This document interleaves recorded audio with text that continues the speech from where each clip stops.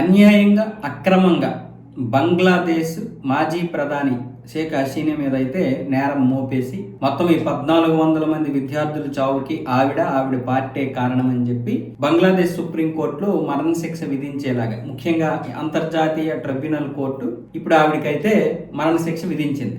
అందుకోసమని భారతదేశంలో ఉన్నటువంటి వారిద్దరిని మాకు అప్పగించాలి, ఎందుకంటే వాళ్ళు బంగ్లాదేశ్కి అన్యాయం చేసినటువంటి నేరస్తులు. ఎవరు? మాజీ ప్రధాని షేక్ హసీనా, అలాగే ఆ దేశ మాజీ హోంమంత్రి అసదుజ్జమాన్. ఇప్పుడు వీళ్ళిద్దరిని అప్పగించమని బంగ్లాదేశ్ గత కొద్ది కాలంగా అడుగుతోంది. కానీ ఈసారి మరణశిక్ష పడిన తర్వాత ఆ యొక్క ఒత్తిడి ఎక్కువైంది.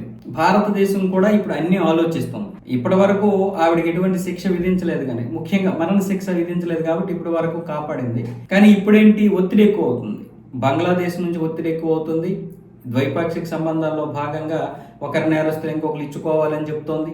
దీంతో పాటు ఇప్పుడు భారతదేశం వినేలా లేదని ఇప్పుడు ఇంటర్పోల్కి రిక్వెస్ట్ చేసి అక్కడి నుంచి రెడ్ నోటీసులు జారీ చేసే విధంగా అయితే ప్లాన్ చేస్తుంది బంగ్లాదేశ్. భారతదేశానికి రెడ్ నోటీస్ ఇస్తే భారతదేశం ఖచ్చితంగా ఇవ్వాల్సిందే, మాజీ హోంమంత్రిని ఇవ్వాలి, అలాగే షేక్ హసీనాని కూడా అప్పగించాల్సిందే అనేది ఇప్పుడు బంగ్లాదేశ్ ప్లాన్ చేస్తుంది. అలాగే అటు ఇంటర్పోల్తో పాటు ఇటు మహమ్మద్ యూనస్ మంత్రివర్గం కూడా భారతదేశాన్ని రిక్వెస్ట్ చేయడానికి ఇప్పుడు ఒక బృందం ఇక్కడికి రావడం కానీ లేకపోతే లేఖలు రాయడం కానీ జరిగే అవకాశాలు ఉన్నట్లు తెలుస్తుంది. ఇంతకుముందు కూడా అడిగారు, ఫోన్లతో అడుగుతున్నారు, మన మంత్రిత్వ శాఖ అలాగే దౌత్య కార్యాలయంతో అడుగుతున్నారు. ఇప్పుడు నేరుగా ఆ దేశ క్యాబినెట్ కూడా వచ్చి అడిగే అవకాశాలు అయితే కనిపిస్తున్నాయి. అయితే భారతదేశం ఏముంటుందంటే ఆర్టికల్ 8, ఆర్టికల్ 29 ప్రకారం, అంటే అన్యాయంగా అలాగే రాజకీయ దురుద్దేశంతో కేసులు మోపి ఈ విధంగా శిక్షలు వేస్తే విదేశీయుల్ని ఇవ్వాల్సిన అవసరం లేదు. విదేశీయులు అంటే ఎవరు? బంగ్లాదేశ్, పాకిస్తాన్ ప్రకారం, ఈ 2 దేశాల ప్రకారం ఇవ్వాల్సిన అవసరం లేదన్న విధంగా అయితే మన ఆర్టికల్ చెప్తోంది. కాబట్టి ఆ ఆర్టికల్ ప్రకారం మనమైతే ఇవ్వదలుచుకోలేదు.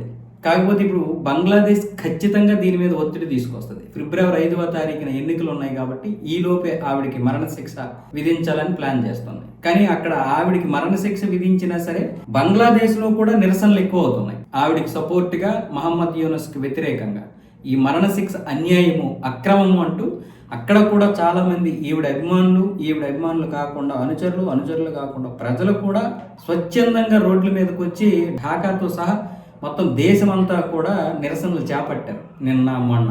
మరి ఇప్పుడు దీని గురించి ఇప్పుడు భారత్ ఏ విధంగా స్పందిస్తుంది అన్నది ఇంక చూడాలి. ఏదేమైనా సరే ఇది కత్తి మీద సామే.